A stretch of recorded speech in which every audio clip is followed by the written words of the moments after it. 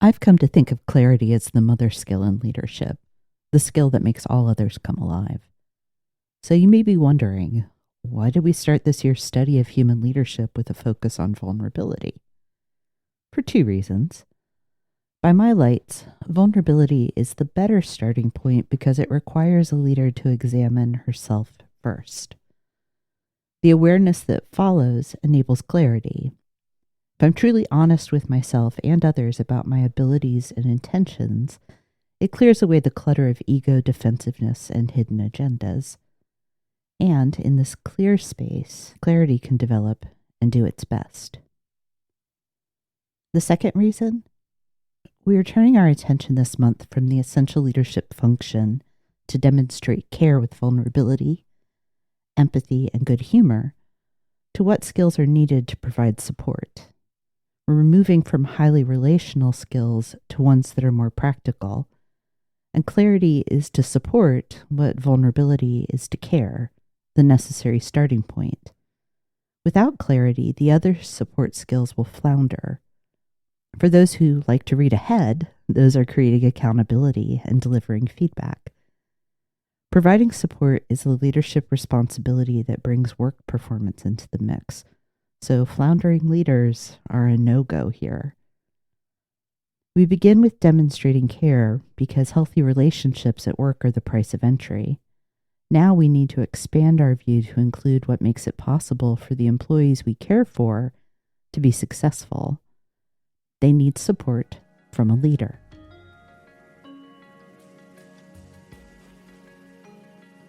This is the Well Led Podcast, and I'm your host, Kate Johnson.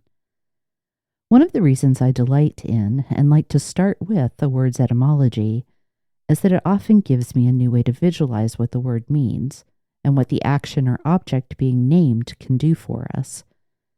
And a study of clarity's roots does not disappoint. Naturally, it is connected to the same roots that give us the word clear. But did you know that the Latin source claritas means brightness? I immediately picture a leader turning on a light. Clarity is, in this way, the ability to cast a light on a topic or situation, to make it visible, and by doing so, make it doable.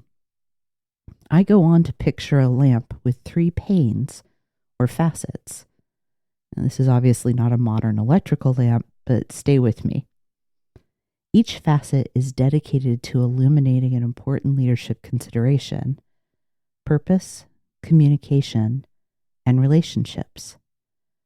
For today's notes, I want to work my way through each of these, examining what they entail and how a leader, how you, can create each type of clarity.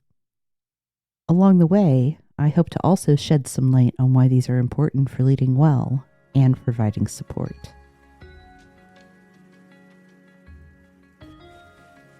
We begin with clarity of purpose. Purpose is a popular workplace subject, knowing your why, connecting employees to the mission, purpose-driven people and companies.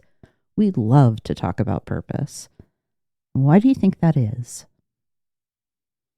I think we keep returning to the idea of purpose for 2 reasons. The first, we lack clarity here. This means we have to keep returning to purpose because we miss the mark. And this happens because talking about purpose isn't the same thing as speaking to purpose. Said more clearly, talking about the concept doesn't create the same impact as making purpose visible and doable. The second reason, it's really important. We should be discussing purpose all the time. So let me pull these 2 reasons together. If purpose is important, but we struggle to be clear about it, then we need to provide means to help leaders move from talking conceptually to illuminating purpose. The good news? There is a wildly simple question to assist you in gaining clarity of purpose. The purpose of what? And the better news? There is a clear path for leaders to follow when it comes to answering this question. We need to know the purpose of the self, of the organization, and of the people. So you, the work, and your team. The even better news, you can walk this path with a simple exercise. Ask and answer these questions. What is my purpose as the leader of this team? What is this company trying to accomplish and for whom? What does this team do that directly supports and advances the larger mission? And how do we talk about that in terms of purpose? You will need to do this repeatedly to revisit these questions over time, both to confirm your understanding and to refine it as you and your circumstances change. But once you have even your earliest answers, they become not so much a script, but the bywords you have at your disposal to guide decisions, craft messages, and even provide feedback. This is how you make purpose clear for yourself and others, and how it truly becomes the underlying theme of all you do as a leader.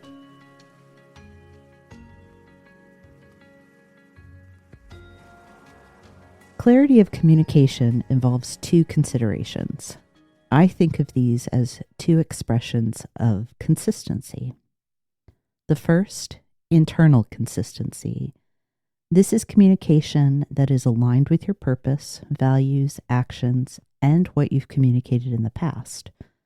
It is also valid, credible, and factual.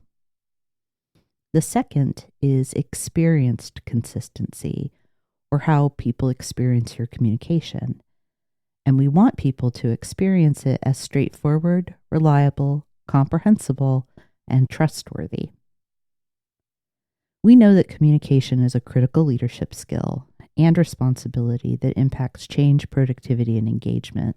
And yet, Gallup has shared recently that employees are emotionally detached, with 51% of U.S. workers actively looking for or open to new jobs.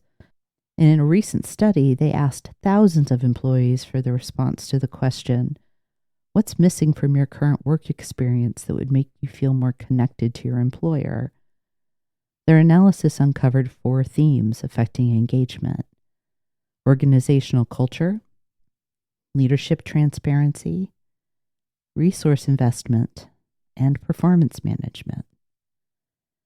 Leadership transparency has an obvious connection to our conversation about clarity, but it is not the only one of these themes that points to low or no clarity. When we look at what these employees shared with Gallup, we can see a systemic problem. 32% described their workplace as isolated or impersonal, without the conditions to help them feel connected. 25% of those surveyed say their companies underinvest in people, pay, tools, or staffing, and they view cost-cutting as a message about how much or how little their work is valued. 14% report lack of feedback, recognition, or development opportunities as a factor contributing to their disengagement. And all of this is in addition to the 29% of employees who report a dearth of clear, consistent communication from leaders.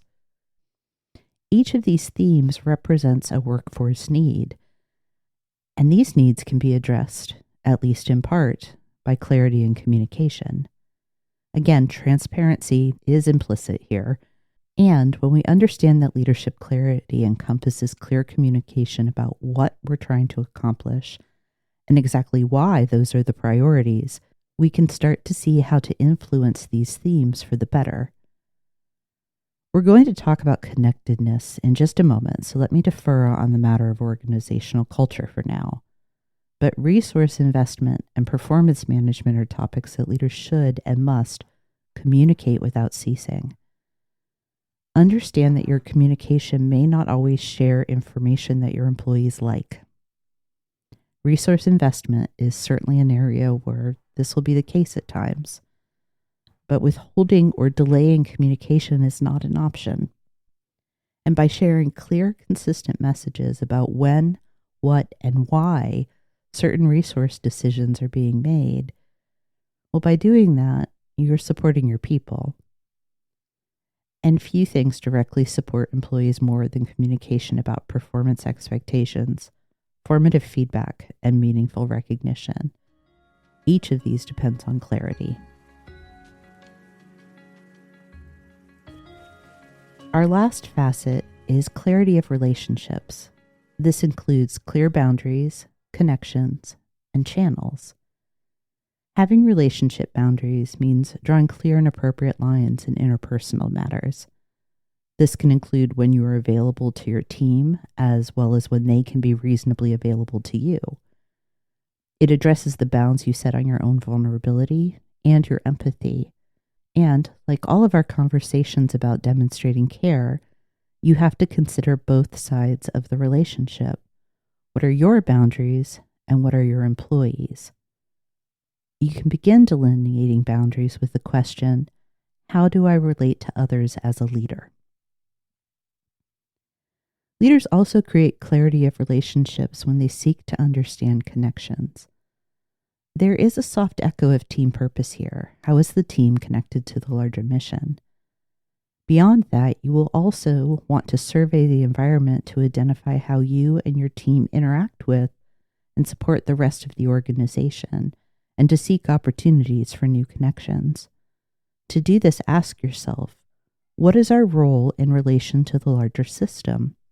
What do we touch, directly impact, or have the ability to influence?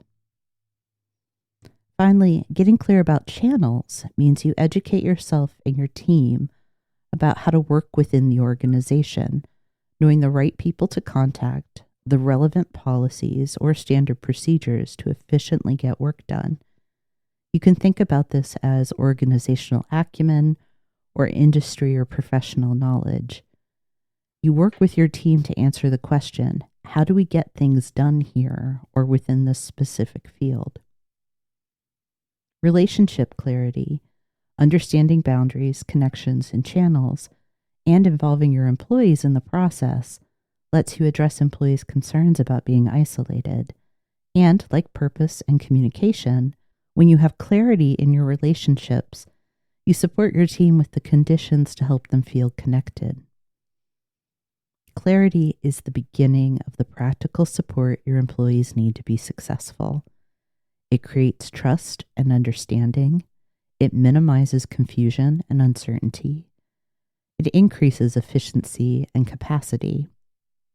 Nurturing the facets of clarity allows you to make purpose and priorities visible, to deliver clear communication and expectations, and illuminate relationships and connections. The latest companion toolkit is now available. Good Humor, Tools and Techniques for Sustainable, Enjoyable Leadership. Check the show notes for a link to request your copy. If this episode was useful, you can support the show by following or subscribing on your preferred podcast platform, or by sharing it with someone who's navigating similar leadership challenges. We'll be back next Tuesday with an episode featuring other voices sharing thoughts on clarity. And later this season, we'll explore the role and importance of accountability in leadership. As always, if you want updates on episodes, resources, and upcoming offerings from 123 Limited, you can join the newsletter at any time. Thank you again for listening.